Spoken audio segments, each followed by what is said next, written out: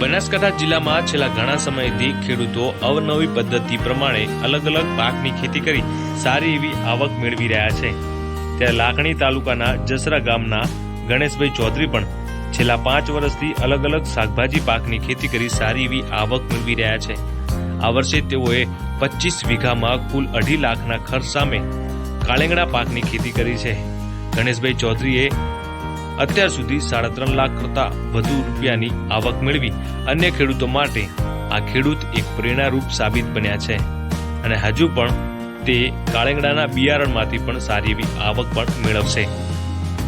મારું નામ ચૌધરી ગણેશભાઈ ભીખાજી, ગામ જસરા, તાલુકો લાખણી, જિલ્લો બનાસકાંઠા।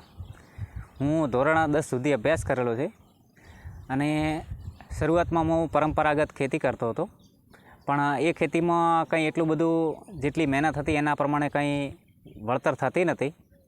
એના હિસાબે આ કોઈ પૂર આવવું, કોઈ ઓછા પાણીના પ્રશ્ન હોવાથી અમે વિચાર્યું કે કંઈક નવું કરવું જોઈએ। તો અમે શરૂઆતથી ઓછા જમીનથી 1 વીઘાથી શરૂઆત કરેલી। તેમાં અમે મરચાં અને ખીરા એવું શાકભાજી શરૂઆતમાં લગાવેલી, ડુંગળી વગેરે। એટલે અમને સારું લાગતા અમે બીજી ખેતી તરફ વળ્યા કે ભાઈ આમાં કંઈ પરંપરાગત ખેતીમાં તો કંઈ એટલો બધો ફાયદો છે નહીં, પાણી ઓછા છે, તો કંઈક નવું કરવું જોઈએ। એના માટે કરીને અમે આ શાકભાજીની ખેતી ચાલુ કરેલી। આ ડ્રીપ સિસ્ટમ અને ઓછા પાણીની જરૂરિયાત પડે એના માટે કરીને અમે કે શું કરવું જોઈએ આ ખેતીમાં, નવીનતમ શું કરવું જોઈએ, તો અમે ડ્રીપ અપનાવી અને ડ્રીપ અપનાવ્યા પછી અમે આ શાકભાજીની ખેતી ચાલુ કરેલી।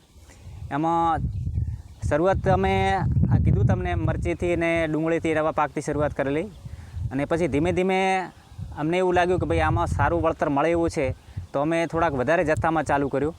આજે લગભગ 4 વર્ષથી હું આ જ ખેતી કરું છું અને આ સાલ અમે કાળેંગણાની ખેતી કરેલી છે, જેમાં અમને સારું ઉત્પાદન મળ્યું છે। લગભગ 25 ટન જેટલું અમે લીલું શાકભાજી માટેનું વેચાણ કરી દીધેલું છે અને હજી ઉત્પાદન ચાલુ છે। એટલે સમજી લો કે 3-3.5 લાખ રૂપિયાનું અમે લીલું શાકભાજી માટે વેચાણ કરી દીધેલું છે અને હજી બી ચાલુ છે। એટલે અંદાજિત 1 લાખ રૂપિયા જેવું હજી થશે। જે બીજ કાઢવાનું છે એમાંથી અમે એક કંપની સાથે કરાર કરેલો છે, જે આપ તમે જોઈ શકો છો કે આ કાળેંગડા છે એનામાંથી અમે બીજ કાઢશું થ્રેશરિંગ કરીને। પછી એક કંપની સાથે અમે કરાર કરેલો છે જે બીજ આપવાનું છે। એ કંપની અમને 6000ના ભાવથી, પ્રતિ મણ 6000ના ભાવથી એ આ બીજ ખરીદવાના છે।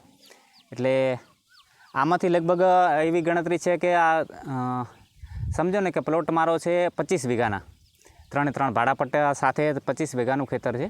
એમાંથી અમને 200 મણ બીજની આશંકા છે, મતલબ બીજ 200 મણ તો જેવું થઈ જ જવાનું છે। એટલે અમે આ કંપનીને વેચાણ કરવાના છીએ। એટલે આ 6000થી ભાવે આપેલું છે, એટલે 6-12 લાખ રૂપિયા જેવી અમને આમાંથી આવક થવાની સંભાવના છે। આમાં અમે કુલ 5 વીઘા ઘરની અને બાકીની 20 વીઘા જેવી ભાડા પટ્ટે રાખેલી છે।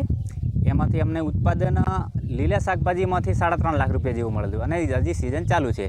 એમાં ખર્ચ તો સમજો ને કે 1.25 લાખ 1.5 લાખ જેવો ખર્ચ થયેલો છે। ડ્રીપ સંગાથે ગણીએ તો 2.5 લાખનો ખર્ચો થયેલો છે। એની સામે લગભગ સમજો ને કે અમે 3.5 લાખ રૂપિયાનું તો લીલું વેચાણ કરી દીધેલું છે અને આ અત્યારે બીજ નીકાળવાનું છે, આમાં કંપનીના આધારે કરાર કરેલો છે। એમાં લગભગ 200 મણ જેટલી થાય। આ સિઝનમાં 15 લાખની આવક થશે। ખર્ચ કાઢતા અમને 11-12 લાખ રૂપિયાની આવક થશે। અન્ય ખેડૂતોને સંદેશ એ જ આપવા માગીશ કે અમારા બનાસકાંઠા વિસ્તારમાં પાણીની બહુ સમસ્યા છે, એટલે હવે પરંપરાગત રીતેથી કંઈ ખેતી થાય એમ નથી। એટલે ફરજિયાત ડ્રીપ વસાવો અને આવી કંઈક નવીનતમ ખેતી કરો તો કંઈક 2 રૂપિયા વળતર મળે એમ છે।